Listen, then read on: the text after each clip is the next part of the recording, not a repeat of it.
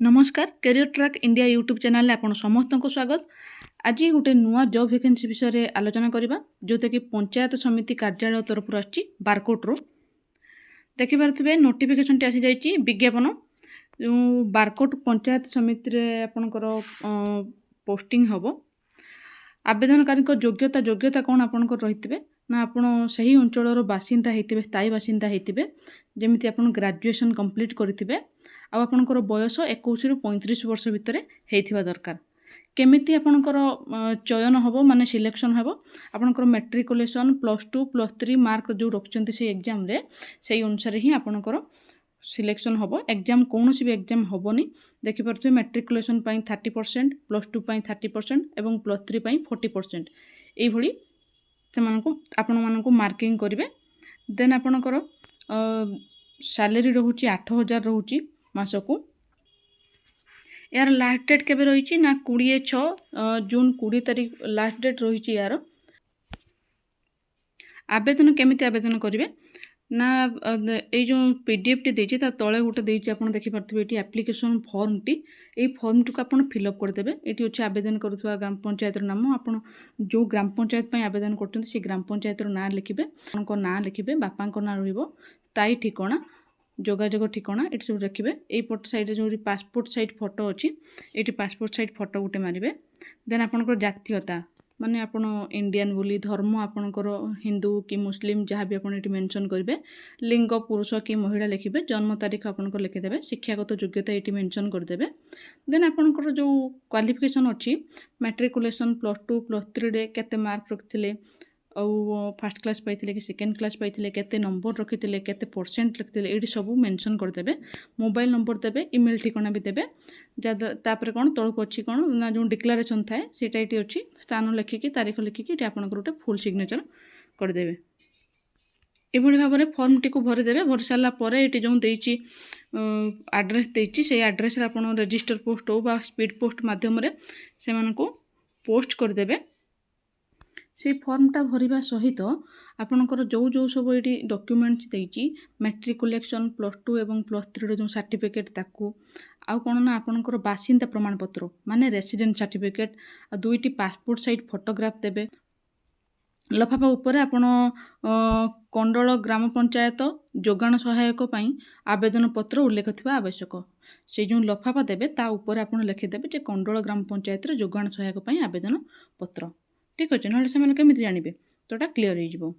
Then आपणकर कौन देछि ना जोगाण सहायक पदवी निमंते आवेदनकारी समस्त प्रमाणपत्र दस्तावेजर मूल नकल माने ओरिजिनल डॉक्यूमेंट रो वेरिफिकेशन हबो जोटा कि आपन देछि कोटी ना जो स्वाक्षरकारी कार्यालय रे केब हबो ना 24/6/2025 रे माने आपन जो फॉर्म टी को भरिबे ता सहित जो डॉक्यूमेंट अछि तार सब जेरॉक्स करी सेल्फ अटेस्टेड करी आपन पठेइतिबे।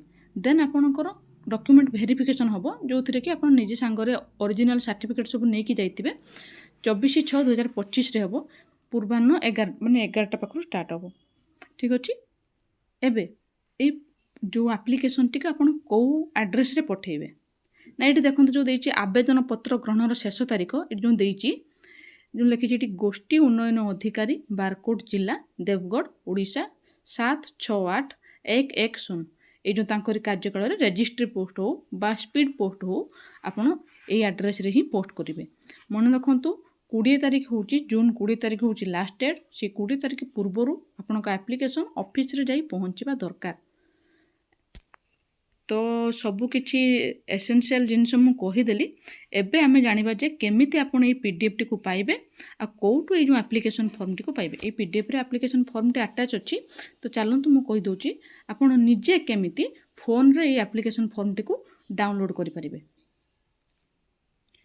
ता पूर्वरु जदि चैनल रे नुआ अछंती तबे चैनल को सब्सक्राइब करंतु वीडियोटी भल लागिथिले लाइक करंतु सांग साथी सहित शेयर करंतु एवं आपण केउ डिस्ट्रिक्ट रो बिलोंग करचंती आपण कमेंट रे मेंशन करंतु। गूगल को आसीबे गूगल रे सर्च करिवे www.devgarh.odisha.gov.in तापर ये ऑफिशियल वेबसाइट टा बाहर आसीबो। एमिति तळको तळको आपण स्क्रॉल करी करी चलिबे। एटी देखि परथिबे what's new notification tender recruitment सब किछि टी ऑप्शन अछि ଆପଣ ଦେଖିପାରୁଥିବେ ଯାହା ଯାହା ବି ତାଙ୍କର ଆପଣ ଯେଉଁଟା ନୂଆ ବାହାରିଛି ସେଇଟା ହ୍ୱାଟ୍ସ ନ୍ୟୁରେ ଏମିତି ଅଛି। ନୋଟିଫିକେସନ୍ରେ ବି ଆପଣ ପାଇପାରିବେ। ରିକ୍ରୁଟମେଣ୍ଟରେ ବି ଆପଣ ଯଦି କ୍ଲିକ୍ କରନ୍ତି ତାହେଲେ ଯାହା ଯାହା ତାଙ୍କର ଡିଷ୍ଟ୍ରିକ୍ଟ ତରଫରୁ ରିକ୍ରୁଟମେଣ୍ଟ ରହିଛି ସବୁ ଏଇଠି ଲିଷ୍ଟ ଅଛି। ଆପଣମାନେ ଦେଖିପାରୁଥିବେ 20 ମେରେ ପ୍ରକାଶ ପାଇଛି ଗୋଟେ ଆଡ଼ଭର୍ଟାଇଜମେଣ୍ଟ, ଯେଉଁଟାକି ଆଡ଼ଭର୍ଟାଇଜମେଣ୍ଟ ଫର୍ ଏନଗେଜମେଣ୍ଟ ଅଫ୍ ଯୋଗାଣ ସହାୟକ। ତ ଆମେ ସେଇଥିରେ କ୍ଲିକ୍ କରିବା, ତାପରେ ଏମିତି ବାହାରି ଆସିବ। ତଳକୁ ସ୍କ୍ରଲ୍ କଲେ ଦେଖିପାରୁଥିବେ ଏଇଠି ଡକ୍ୟୁମେଣ୍ଟ ଉପରେ ଏଠି ଯେଉଁ ରେଡ୍ କଲର୍ରେ ଲେଖା ହେଇଛି ତା ଉପରେ କ୍ଲିକ୍ କଲେ ଆମର PDFଟି ବାହାରି ଆସିବ।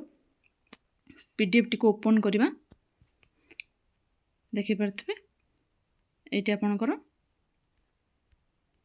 PDFଟି ବାହାରି ଆସିଲା। ତ এইଭଳି ଭାବରେ ଫର୍ମଟିକୁ ଆପଣ ଆପ୍ଲାଏ କରିବେ। ଆଶା କରୁଛି ଭିଡ଼ିଓଟି ଆପଣଙ୍କୁ ବହୁତ ଇନଫର୍ମେଟିଭ୍ ହେଇଥିବ। ଆଉ ହଁ, ଯଦି ଫର୍ମଟି ଆପ୍ଲାଏ କଲାବେଳେ କିଛି ବି ଅସୁବିଧା ଆସେ ତାହେଲେ ଆପଣ ମୋତେ କମେଣ୍ଟ ମାଧ୍ୟମରେ ନିହାତି ଜଣାନ୍ତୁ। ମୁଁ ତାର ସଲ୍ୟୁସନ୍ ଭିଡ଼ିଓ ନିହାତି ଆଣିବି। ରହୁଛି, ଜୟ ଜଗନ୍ନାଥ।